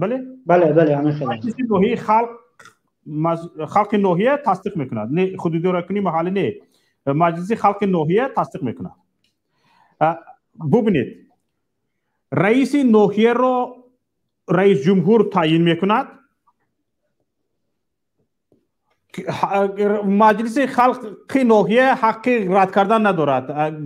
رئیس جمهور که توصیه کرد اونها قبول میکنن، از روی قانون حق دارد، اما خواهی نخواهی قبول میکنن، دیگر علاج ندارد. قبول میکنن. یعنی اکنون دزدی یک نفر، مهارت دزدی یک نفر در سطح ناحیه سنجیده میشود.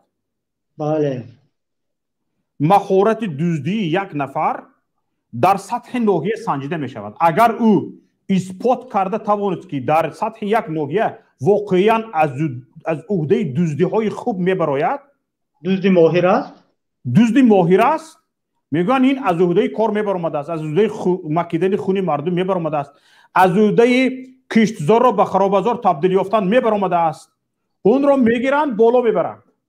یعنی در اون نقشه ها برای دزدان ماهر نقشه های باز کلانتر است که باید آنها از عهده این هم برایند. گرانت ها ولی برای این کارا چقدر گرانت جدا میکنند حال خارجی ها. ولی وقتی که دیدن در یک سطح در یک نهاد باز دزدی کرده توانست به نهاد دیگر میگذرانند. جای عوض کنی ها وجود دارد، یعنی به استعفا رفتن ها در تاجیکستان وجود ندارد. همین است که همان کادرهای زمان شوروی تا به حال حاضر پارلمان میروند، از پارلمان اینجا میبرن، از اینجا آنجا میبرن، از آنجا اینجا میبرن، گرفته گشتند. فقط در ما یک فرزندان رئیس جمهور میتوانند رئیس مجلس ملی باشند. فرزند رئیس ناحیه هم گوید آخه فرزند رئیس ناحیه چی نبود، آبش میدوزد. و در سطح پایان فرزندان منصبداران میتوانند یک دو منصب‌های نزدیک به خودشان را بگیرند، چون که اگر شخصانی باور این دوست میداند آخر شخصانی باورناک به خودش را بگیرد اطرافش نماند، باز سرش فاش میشه، سری دزدی از فاش میشه. هرچند پشه اونها را هیچ کس پیش گفته نمیتواند، لیکن خلل رسوندن میتواند. بله. برای همین من حالا فکر شما رو اول میپرسم، بعد بعضی از فکرهای خودم رو میگم. باید مردم چیکار کنند به فکر شما؟ یکم من در این باره بسیار فکر کردم که چی باید کنیم. مردم من از وضعیت استفاده برده، از فرصت استفاده برده به مردم ناحیه ظفرآباد مراجعت میکنم. من را خوب میشناسید، من از همون خاک و آب شما هستم، یک تنه بدنی شما هستم. من فرزند همون دیار هستم. آنجا مادرم هستن، نزدیکانم هستن، پیوندانم هستن. انشاءالله امید دارم که آینده هم اونجا خواهم بود. مراجعت من به مردمم این است: مردم تا مشکلی خودتان را با آواز بلند و صریح اعلان نکنید تا از مقامات حق خودتان طلب نکنید. هیچ کس به شما نگاه نمیکند، هیچ کس غم نان شما نیست. این را فراموش نکنید. نه رئیس جمهور، نه رئیس ولایت، نه رئیس ناحیه در غم شما نبودند و نیستند. فریب گفته های زیبای آنها نشوید. تا کودک شیرخوار که از بدن مادرش است، از خون مادرش است، تا همون کودک گریه نکند، مادر به او پستان نمیتید، شیر نمیدهد. حالا آنکه نافش خوش بود. این رئیسای ما برای دزدی عادت کردن. در حال حاضر یگانه کاری ما باید صدا بلند کنیم. اینترنت هست است. اگر برنامه خود ترسید وارد شوید اینترنت، فیسبوک، در گروه ظفرآباد خانه من هستم مسئولش، ادمینش. نشود من با پیام برای آزادی با از پلوس با تمام وسایل اخبار عامه مکتوب کنید، نوار کنید، حقتون رو طلب کنید، از مشکل هایتان گپ زنید. این یک. دویم کاری که باید کنیم ما مردم ناحیه ظفرآباد بین خود با یک فکر بیاییم که این رئیس ناحیه را طلب کنیم که مسئولیت اجرا کنه. یک جایه با همه راه و اسلوب‌های قانونی حکومت ناحیه ظفرآباد در امروز شرایط باید خودش درونه، اما مردم ناحیه را از انداز آزاد کنه. خیلی که در اول سوال دادن شوکت جان، ظفرآباد ناحیه پختکار است. تمام زمین‌هایش هم تو زمین آبی نه انداز میسپارد، آب نمیده. مردم میگه آب انداز میسپاریم. انداز زمین این آب که ندارد که آب گرفت نگرفته باید انداز زمین را سپاره. بله رئیس جمهور مثال با انداز زمین چی مراتوری اعلام کرد، اما دیگر اندازه حالا ایستادن بالای مردم. حکومت و کمیته انداز گردان پیچان مکیدن میگیرن. امروز باید درباره مردم باشدن. پگاه مسئولان محترم، پگاه زمستان میبیاد مردم گشنه میماند، گشنه به شیر زده است میگوید. من مصلحت برادرانه میکنم، از حاضر غمتون خورید. مردم پگاه از گشنگی نموره. روسیه وضعیتش دیداست رفت آمده شد. مردم با پول مهاجران دیگر شکم سیر نمیشد. بانک ها کردیت دادن بس کردن. شاید 99% مردم ظفرآباد از بانک کردیت دارن. از با راهی هر خیل راه از 1 2 3 بانک کردیت گرفته گیرن که باید کردیتش محکم کنن. من از هوا این گپا رو نمیزنم. به حال مردم آگاه شوید. مسئولان محترم، اکا میگم، امک میگم، دادر میگم، اما مردم غمش خورید نخورید، این مردم شما رو میخورد. این رو از خاطر نبرید. بعد در راه آخران خیلی که شما از تعیینات رئیس ناحیه اینجا اشاره کردن شوکت جان، این باید در عموم در دراز مدت باید کار کرد که در سرقانون جمهوری تاجیکستان تغییرات وارد کرده شود. رئیس ناحیه را باید خود مردم ناحیه انتخاب کنند. تمام رئیسان شهر ناحیه ها باید از جانب مردمش انتخاب شود. برای چی؟ برای انتخاب پرزیدنت با مردم باور میکنه؟ دو، برای انتخاب یک رئیس که ناحیه با مردم باور نداره؟ یا مردمی که توانسته است اون یک اساسگذار را انتخاب کند، نتواند که یک اشورزاده دیگر را انتخاب کند؟ برای که باور ندارند، برای که همان را هم انتخاب نمی کنند. او بله مکانیزم لگیتیمی در سر قدرت بماند، اما مسئله رئیسان ناحیه از رئیس جمهور وزن‌تر است. وقتی که رئیس ناحیه از پرزیدنت وابسته است، یعنی پرزیدنت تعیین کرده است، او با پرزیدنت خدمت میکند. بله. وقتی که فرزند پرزیدنت به رئیس ناحیه تلفن میکند، میگه فلان کار بود کن، او میکند. برای چی؟ چون که او بچه رئیسش است. وقتی که رئیس ناحیه را مردم ناحیه انتخاب میکند، مردم ناحیه فرزند ظفرآباد رئیسش رو انتخاب کرد، کادرها خودشون پیشبری کردن از هر جا، از بگذار از دیگر ناحیه هم خودش پیشبری کند برای ناحیه ظفرآباد، بگذار شهروند تاجیکستان است. وقتی که برنامهش معقول شد و مردم انتخاب کردن، او رئیس ناحیه برای همین مردم خدمت میکند. وقتی که رئیس ناحیه میبیند که وضعیت تنگ است، با پرزیدنت میگه که رئیس جناب ناحیه من گشنه است، برای من فلان پول در کار تو من فلان کار اجرا کنم. اون نمیگوید که بابای رئیس تو من به خیلی گپ نزن، من تو را از وظیفت خالی میکنم. گفتن نمیتونه. بله اون وقت گفته نمیتونه پرزیدنت که دمت گیر نمیتونه. گفته میبخشید من این کلمات دغل استفاده میبرم با احساسات داده میشوم، اما من طبیعی گپ میزنم، اونچه که در دل دارم میگویم. برای همین رئیسای ناحیه باید از جانب ساکنان انتخاب شود. این در دراز مدت باید در سرقانون جمهوری تاجیکستان تغییر و علاوه وارد کرده شدنش در کار است. این در حاضر لیکن خیلی در باید به مسئولان مراجعه کردم. مسئولان باید به غم مردم باشند. مردم هم باید که آگاه و خیلی صرفه‌کارانه امسال حیاتشون قدمشون دانسته قدم مانند که زمستان وزمی میبیاد تا تیرماه سال 2022 دهقانی گندم نیست.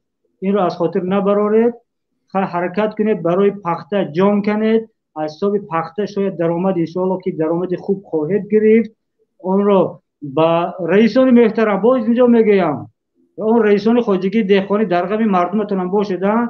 وقتی که پخته قیمت میشه جیب سوار میشید با مردم بیچاره با کلوش دریدگیش میگردن. با نشود که نام هم شما رو با در اینترنت با نشر کنیم و فلان رئیس فلان کرده است، با بیچاره کارگرش با کلوش دریدگی گشته. برای همین با همه مردم گفتنی هستم که به فرق نباشید، به حیات یکدیگر، به حیات همسایه، به حیات گرد و گذر، به حیات ناحیه به فرق نشوید. اعتبار دهید، جدی کنید، حقتون رو طلب کنید. اگر چیزی کمبودی گفته باشه عذر. و همه شما رو دعوت میکنم در فیسبوک به گروه ظفرآباد خانه من وارد شوید. آنجا بسیار از کروپسیونرها خواهیم گپ زد، از امنیت، از میلیسا، از پروکراتورا، از همش، از گفتی گپا خمیر را از موی را از خمیر جدا خواهیم کرد. انشاءالله در پناه خدا باشه. شوکت جان برای شما هم هزار رحمت برای این تشکیل این برنامه و با مردم تاجیکستان هم صدا شدنتون. و حالا که معذرت میپرسم، من وقتی کار دولتی من هم شد، منم گفتی او فابریک جواب ما نیستیم که مثال اجسام خارجگان خارجی خورده گشته باشه. ما کار میکنیم الحمدلله با قوت دستان ما. خدا قد باید که با کار دولت رویم. در پناه خدا باشید. السلام علیکم و رحمت الله. تشکر زیاد به شما برادر عزیز.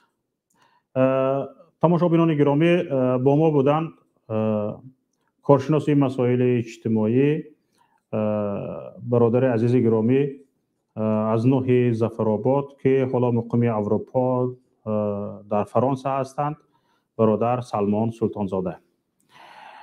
تماشابینان گرامی، حالا در ظفرآباد یک عده از دهقانان که پول دارند، مبلغ دارند، چاه‌های عمودی کافته شدند، از قعر تا 100 متر آب میبرند. این یک قسم معین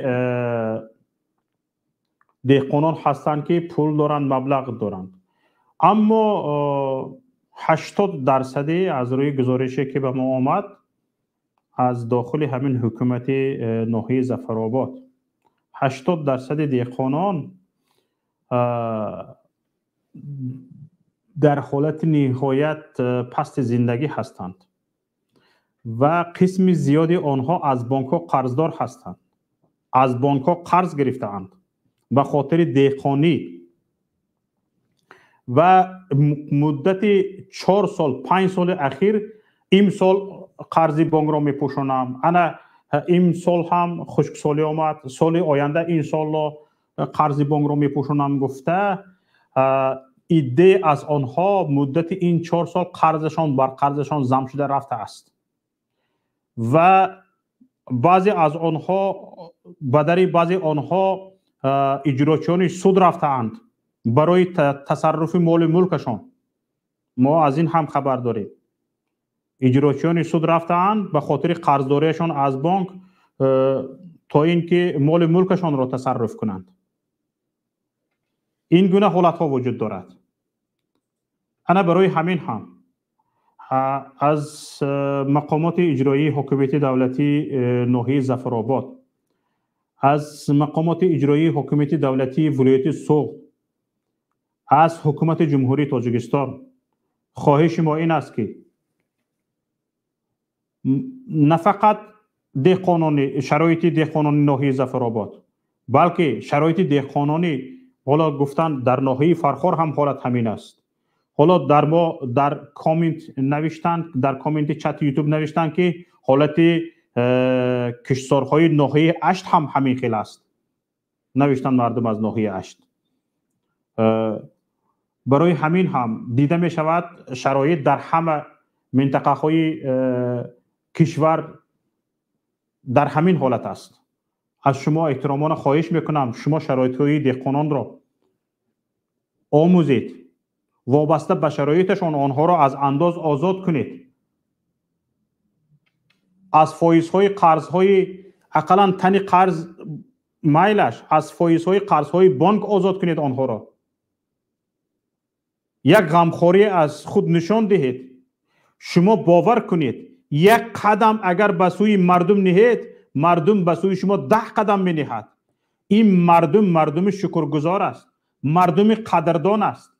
وقتی که شما به قدر مردم میرسید 1000 مراتبه بیشتر و بهتر از شما به قدر شما مردم میرسد. هیچ کس ضد شما گپ نمیزند. مردم را بینید، انا امروز شما آباد میکنید، انا امروز به مردم غمخواری میکنید، انا امروز پیش میروید، انا فردا پیش میروید. گفته 30 سال باز شما را انتظار است که کی شما عقلتان میدراید و شما مردم را چیکار میکنید؟ به پیش میبرید. شما پیشروی میکنید. 30 سال باز مردم انتظار است، صبر دارد و شما بجای آن که به مردم شکرگزار باشید از مردم طلب میکنید که به شما شکرانه کنند. بجای آن که به صبر این مردم شما شکرگزار باشید تا از این ناعوده برای های شما شکایت نکرده است، تا به این ناعوده برای های شما جواب نگفته است، واکنش نکرده است، شما مردم را این گونه ظلم میکنید، دزدان را گردتان جمع میکنید، وابسته به مهارت دزدیش به آنها وظیفه میدهید و باز مردم را میگوید که هوی دمت را گیر، آوازت را نبرار، شکرانه کن. شکرانه این تینجی امانی آسایشتگی کن. یعنی که تینجی امانی آسایشتگی کن، شکرانه کن. چه گفتنی گپ؟ یعنی گپ زدی میپرانمت، میکشمت، خونت را میریزم، به قتل میرسونم. همین است گپتون؟ یعنی همین رو گفتن میخواهید؟ هر یک چیز در برابرش حرفی رو دارد. وقتی که گفتید که شکرانه تینجی امانی آسایشتگی کنید، مردم را لب تشنه نگاه داشته، زمین هایش را تشنه لب نگاه داشته، میگوید که شکرانه تینجی امانی آسایشتگی کن. آخر زمستان آمده ایستاده است. وقتی که زمستان میباید او در خانهش هیچ تینجی نمیبیند، خانهش ویران، کودکش گریان میشود.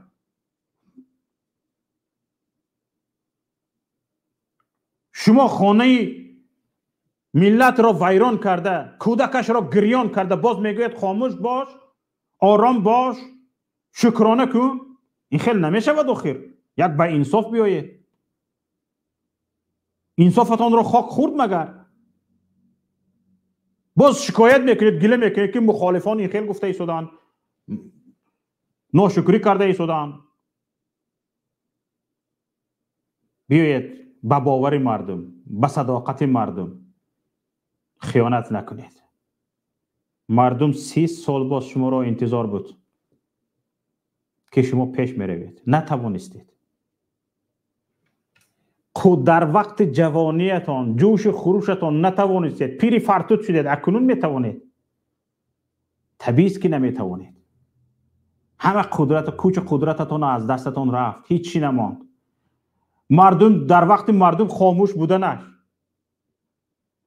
در وقت مردم به شما باور داشتنش، در پیش مردم وقتی که شما حرمت و احترام داشتید نتوانستید. اکنون که آبرویتان از بین رفته است، حرمتتان از بین رفته است، اعتبارتان از بین رفته است، پیری فرتود شده اید، کوچ قدرتتان از بین رفته است، مردم صبرش لبریز شده است، مردم اکنون که بیدار شده است، حق طلب شده است، اکنون از دودش میبرید. نمیتوانید. پیش از آن که مردم دف شو گوید، خودتان دف شوی را پیشه کنید. یا اینکه هر چه زودتر سر کار بیایید. دنگاسگی بس، دزدی بس، آدم ربایی بس، خرابکاری بس.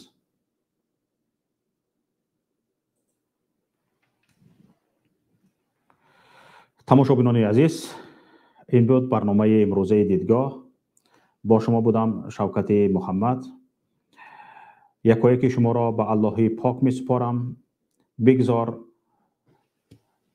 زمین های ما پر آب و شاداب، خانه های ما آباد و کودکان ما همیشه خندان باشند. تاجیکستان ما همیشه آبادی پیشروی باشد و خدا کند که با این گونه رهبران ناعهده‌برا، با این گونه رهبران تشنه به خون ما، با این گونه رهبران دزد و قلاب آخرین روزهای همزیستی امان باشد و خدا کند که به ما رهبران رهبری کنند که تاجیکستان را به پیش ببرند، غمخوار ملت باشند، غمخوار مردم باشند، هر یک وجب خاک وطن را حفظ کنند و هر یک وجب خاک وطن را آبیاری کنند، آبشار کنند. سلامت و سربلند پیروز باشید. السلام علیکم و رحمت الله و برکاته.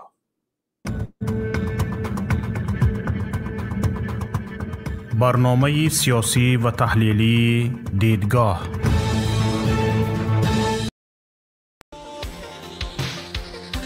سلام و درود با بینندگان شبکه ماهواره‌ای پیام تیوی. با درخواست زیاد شما بینندگان در این نوار برایتان آموزش می دهیم که چگونه باید به شبکه ماهواره‌ای ما پیوست شد. برای این خریدن موجگیری نو لازم نیست و تنها با پیوست کردن یک سرک موجگیری LMB یا همان گلافکه علاوگی می توانید این کار را انجام دهید.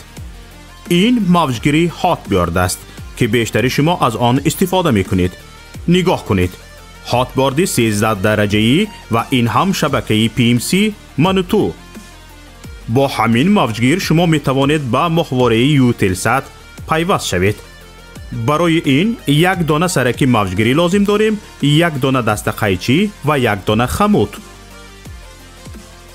دست قیچی را با خمود روی سرک موجگیری هاتبارد می چسبانیم. سیم را با LMB یوتلسات پیوست و سپس تنظیم می کنیم.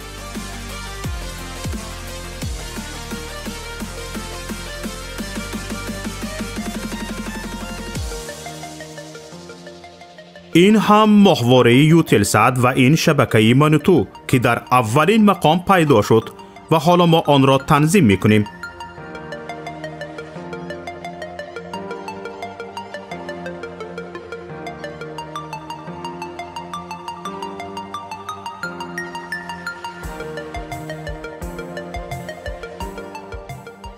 اینک ماهواره یوتلسات تنظیم شد و چنانی که میبینید فاصله بین هر دو سرک موجگیری خیلی کم است.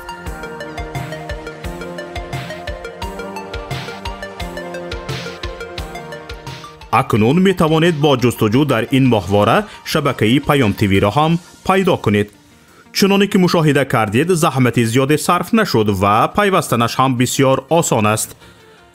اکنون که یاد گرفتید هر یک از شما می توانید از تجربه پیوستن به شبکه ما یک نوار ثبت نمایید و به ما ارسال کنید. بهترین نوار به جای این نوار ما همچون نوار آموزشی استفاده خواهد شد. ما می توانیم برای بی‌خطری صدای شما را عوض کنیم. با ما باشید و برنامه های پیام تیوی را پیگیری نمایید. نشانی ما در ماهواره یوتلسات. ماهواره یوتلسات 7B، موقعیت 7 درجه شرقی، فریکانس 11262، سرعت نشانی 27500، پولاریزاسیا HFEC 5:6.